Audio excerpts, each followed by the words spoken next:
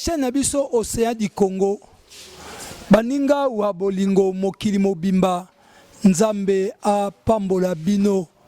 Nzambe a zwalokumu paske aza nzambe na mayelo apesi biso lelo lisusu tozala na bino elongo.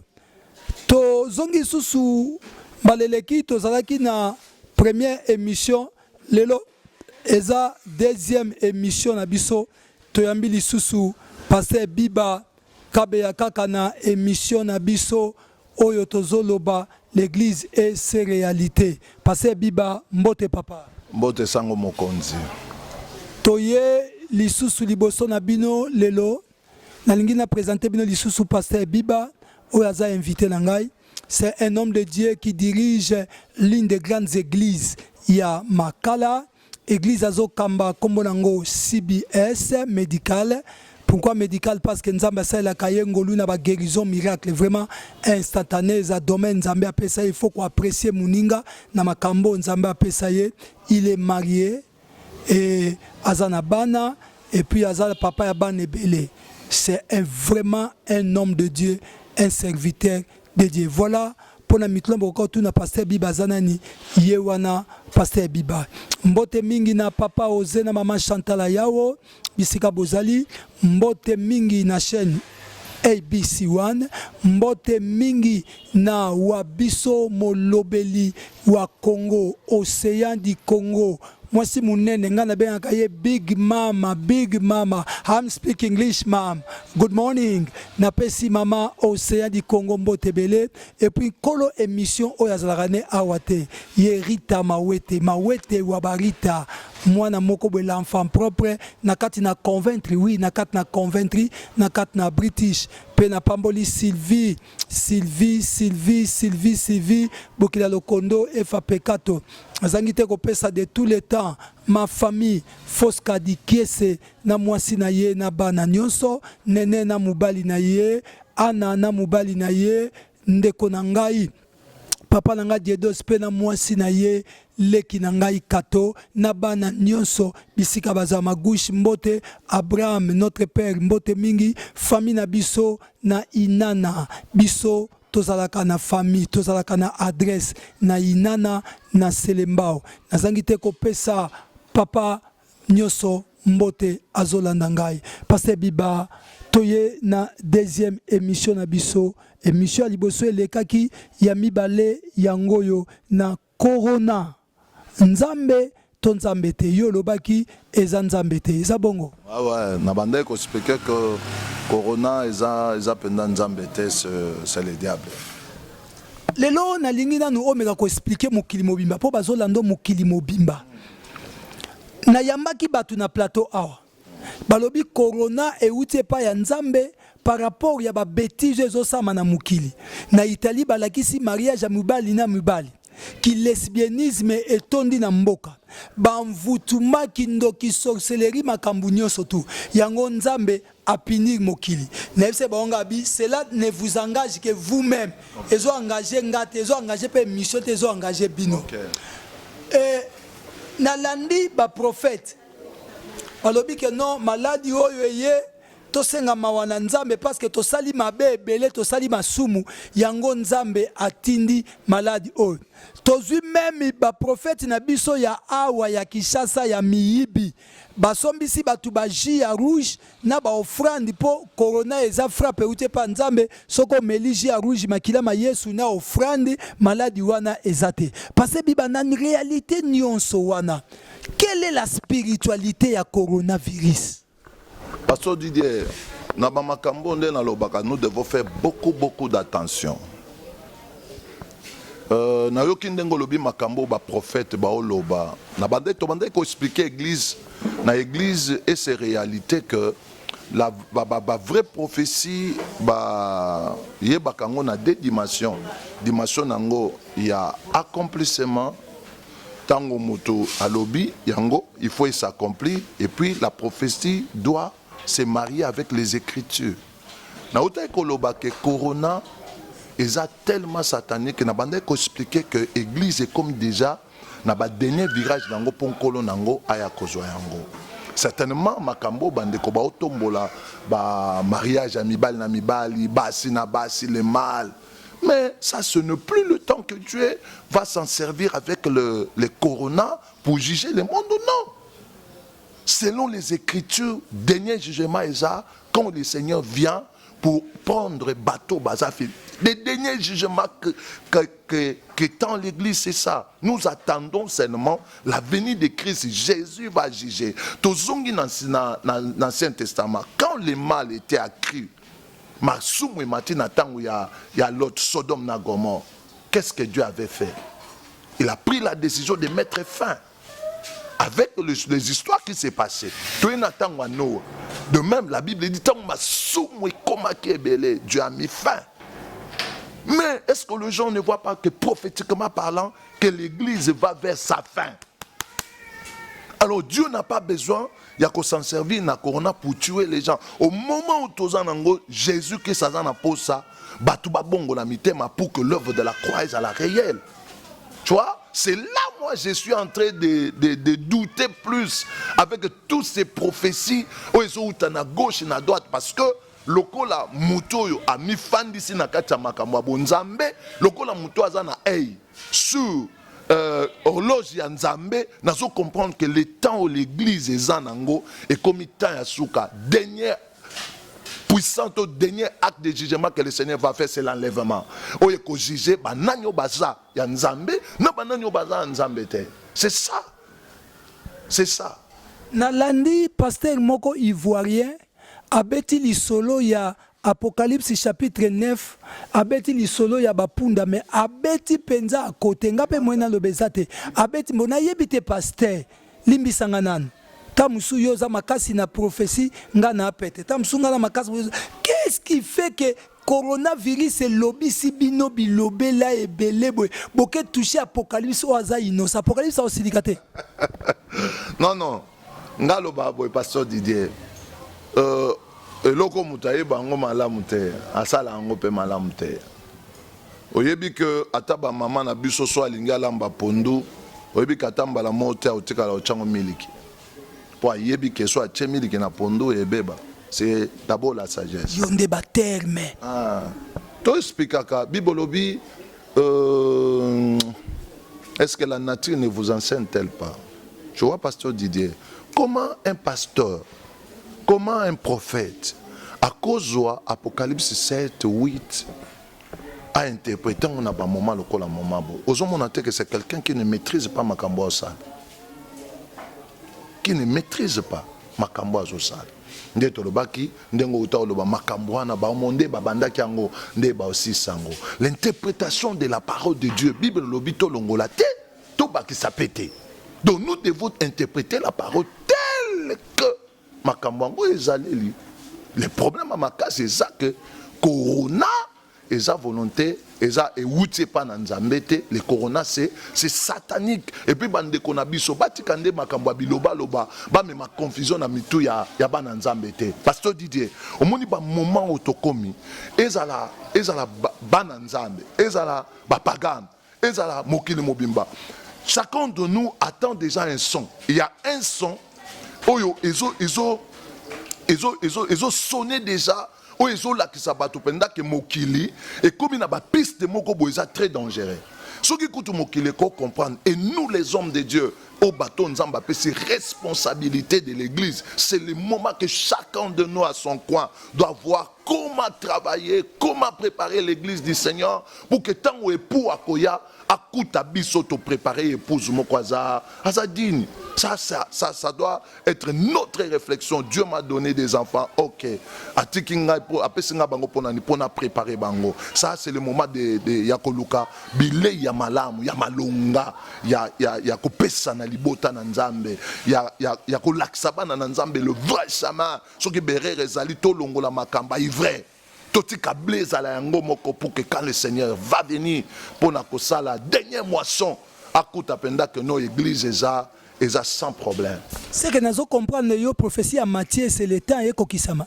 Matthieu 25 temps azoba makambi ya 10 vierges 5 folles na 5 sages. Mais c'est le moment pasteur Didier. Est-ce que ozo tangate que même il y a des gens qui sont visités. Le Seigneur lui-même permet que Atinda, ange naïe, va visiter, pour informer que je suis déjà, je viens déjà.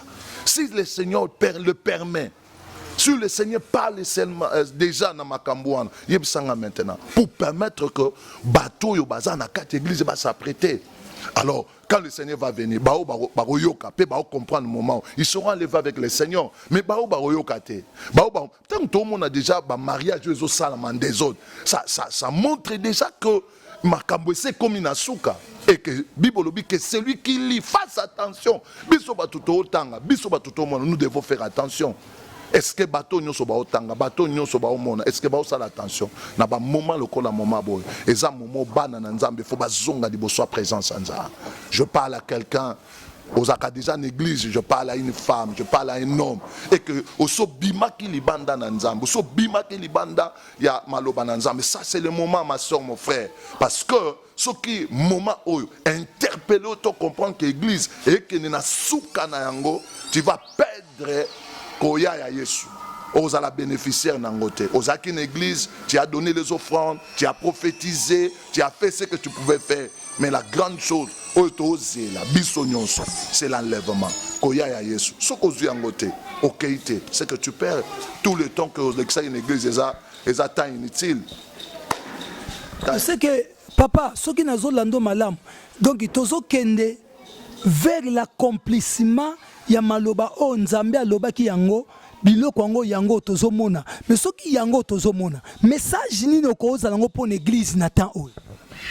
Bien aimé dans le Seigneur, Bible zoloba soki mutakoki kotala likolo atali likolo azana montre te matali likolo esika moyezali akoki koyeba ke moyeza 12 moyeza 15h. C'est que biso lokola bana na nzambe na momo toza oyo tokoki kotala likolo na molimo poto yeba nini oyo église ezanango. Bien aimé, so ezane loko na koki koyebisa batu nyoso ba oyamba ba olanda biso soki nanu ozwa ngolu te ya kozwa bomoi na yo kokabango epai na nzambe, c'est le moment parce que Bible zoloba tout passera. Nyoso ozomona na mokili oyo ekoleka, nyoso bisengo ekoleka, mbongo ekoleka, bandako ekoleka, mabale ekoleka, misala ekoleka, nyoso ekoleka. Mais cela ne veut pas dire que misala toi nango posate. Non, je dis pas cela. Na ina lobate ke libala ya malonga au mwasi na mobali babalani et toi nango posate toi nango posa. Mais tu dois mettre ça dans ta tête que biloko nyoso wana ekoleka. Mais seule chose qui ne passera pas, c'est la parole de Dieu. Yangonde ezopesa biso bokonzi ya kolongwa na sena mabele et de passer l'éternité auprès du Seigneur. Alors pour qu'on soit pas ya koleksa éternité na liboso présence ensemble, je t'invite ma soeur mon frère, so non pesa bomo ye pa nkolote ozwa décision ya kozwa bomo na yo okabangwe pa na Yesu. Jean chapitre 1 verset 12, la Bible dit Batunyo so bayambiye, pe bandimiye, apese bango bokonzi. Ya koma bana. Alors so komi mwana na nzambe, c'est que tu appartiens à la famille de Dieu. To so komi na famille nzambe mukolo Yesu azo ya pona kozwa ba oya ye. C'est que yope okozwa ngolu wana ya konetwama, okende longo na nzambe et tu passeras ton éternité liboso présence en nzambe. Mais batunyo so ba otika la incrédule. Ba osa la refie à la parole de Dieu. Ils vont s'attacher qu'avec le plaisir, avec le bien de ce monde. Bien aimé tikana yebisayo, ils vont passer leur éternité dans la fer. En fer, c'est ya moto nzamba bongisa pona opini Satan. Mais dis-moi, ceux qui ont profité dans moment tu vas regretter et après. Tu connais le temps de Noé. Noé tant bazote ya bato baya bakota na boîte pour ma bemoko ezo mbule kobeta les gens ne croyaient pas. Nazo yebisa ndeko moko mwasi ya mobile, papa maman, quel que soit le moment ozo lekisa, tu dois ouvrir ton cœur, comprendre makambo to loba. Sinon tu vas pleurer après. Tant mboule banda bato ba beta boîte masua balobi Noé fongola, mais ça est déjà trop tard parce que le temps était déjà passé. Le temps de la grâce est devant toi. Momo zo kabiso bibolo biso yoki mungonga nzambe kokanga motema na ote. Ça c'est un don gratuit de Dieu. Oh mutazo fute la ngombongote, nous sommes sauvés par la grâce au moyen de la foi. Si tu crois seulement la parole de Dieu et que tu acceptes de donner à Jésus ton cœur, yeba que tu es sauvé. Yeba que bolamo to lobela nzela oyo et comme un peu partage na yo. Dieu n'a pas besoin de tes péchés. Il suffisait seulement tu prennes seulement la décision de te donner à Dieu. Le Seigneur pardonnera tes péchés et tu deviendras enfant de Dieu. Pe makambu nyoso to loba awa et comme yayo. Mais ce qui lelo au boy makambo to loba tu passeras ton éternité libanda et osala malheureux malheureuse. Merci pasteur Biba parce que tant ezokende TV za radio te ressemble la pona peuple mais moi likamuke ingénieur de son kabuya moi minute muke papa na mboka na biso parlons de notre pays ngai Congo ndeza Jérusalem na ngai Congo ndeza ezesika na ngai nazoloba bandeko bayoka mabete mais na mboka na biso tozwi ndeko moko médecin moko akimaki awa azwi kisi banda na Madagascar bameli bayoki yango ekomi bien bakisi ebimi ebele masuba o kisuki na Bible banini mais sikoyo bino na église kisi ya corona ezani pour congolais azui kisi ya corona église ezani kisi ya corona. Oui, le monde est en train de chercher mais nous avons le vrai médicament pour la corona. Acte 4:12 la Bible dit kombo mon côté et pesa melibana na batu babika na likolo na mabele na mabele so eza kombo Yesu te. C'est lui qui est Jéhovah Rapha, l'Éternel qui nous guérit de nos maladies. Atteint na coronavirus, le nom de Jésus-Christ va te guérir.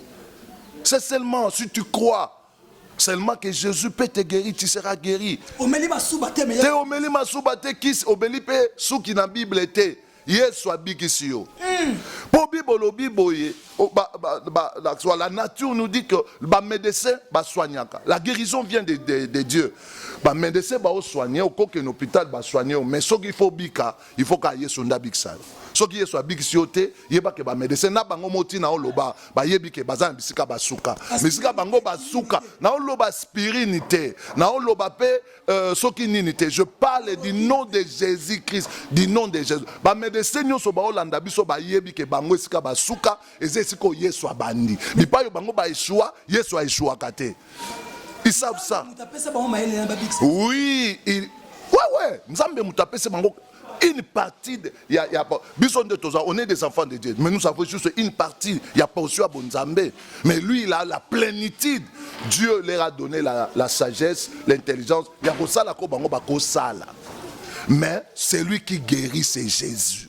Pasteur Biba, pesa libota na nzambe kisi ya coronavirus sambela pona bango mitema na bango sima pa ina yo alingika na loba na bandeko nyonso eza bao baza atteint déjà to bao baza ki atteint mais baza envoie de guérison to pe biso bato na tozuite tozo to alibanda bible lobina nkeso Yesu abatelite batu nyonso bao batela bao sa musala ponda et tikana ebisa mino que vrai kisi ya corona c'est Jésus-Christ, c'est parce qu'il est Jéhovah Rapha, l'Éternel qui nous guérit. Prévenez que batu baso tambola ti le loi takutu batu walu ba makamba bakisi mo comprendre que ba otatone vrai médicament penza ya corona jusqu'au preuve du moment ezanante.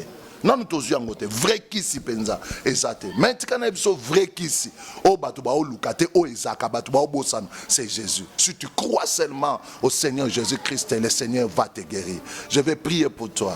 Au nom de Jésus-Christ de Nazareth, la Bible dit kombo mon côté, pesameli bateau.